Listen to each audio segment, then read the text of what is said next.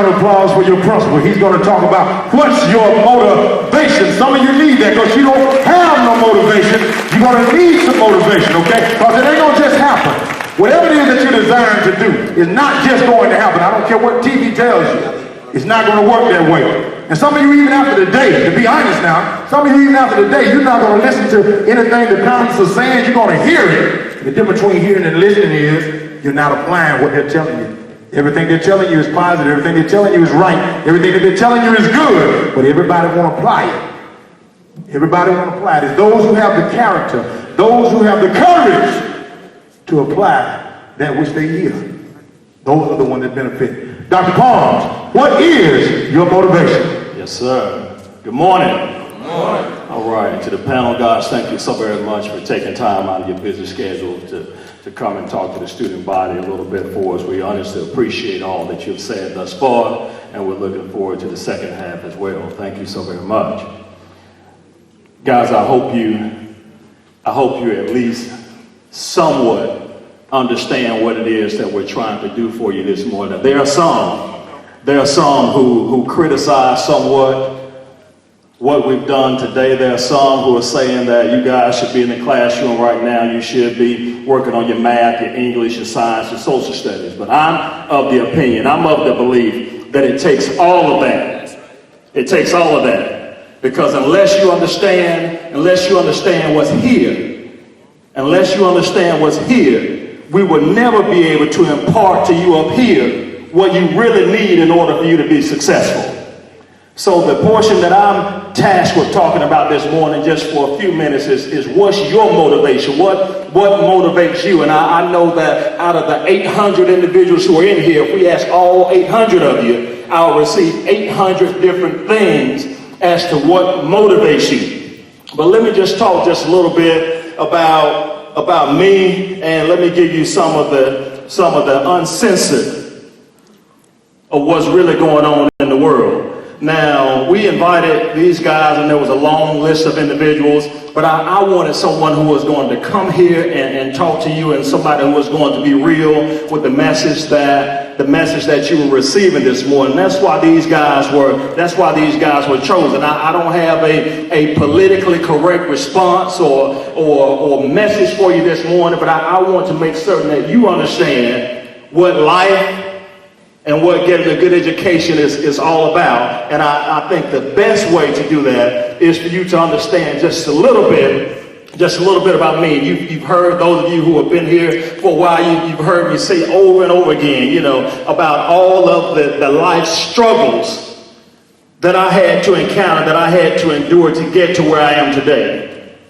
You've heard me say over and over again, and I say I walk miles.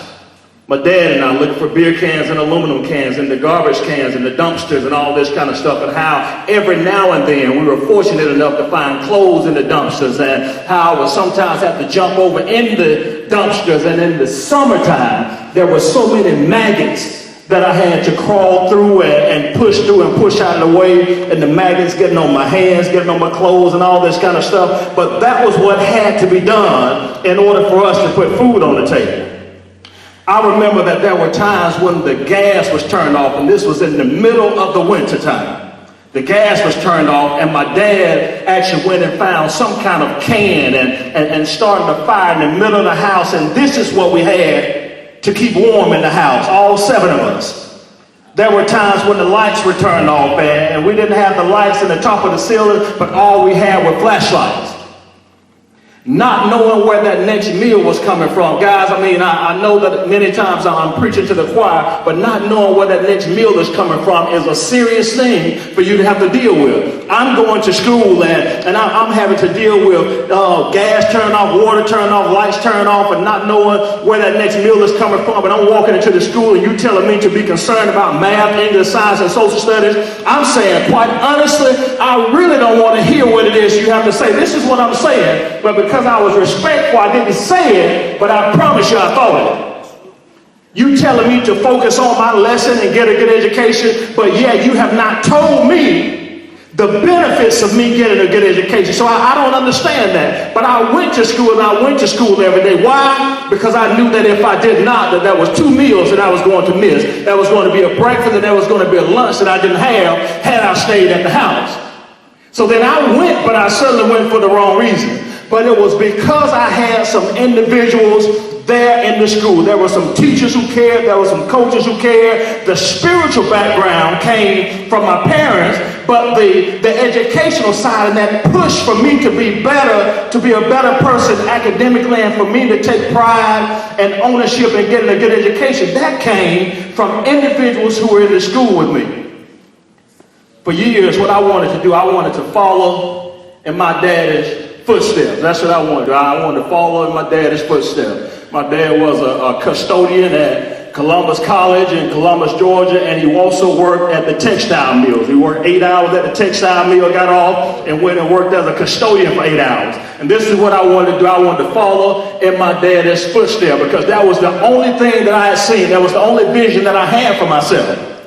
But it was because there were some individuals, there were some teachers, there were some adults who were concerned about my education, who saw something in me that I didn't see for myself, and who was able to give me some information that my parents were not able to give me. So then many times you guys don't understand why it is that I do some of the things that I do. I sometimes fuss. Like I fuss, I sometimes have to make certain that you understand the disciplinary side of things. I do everything that I possibly can for you.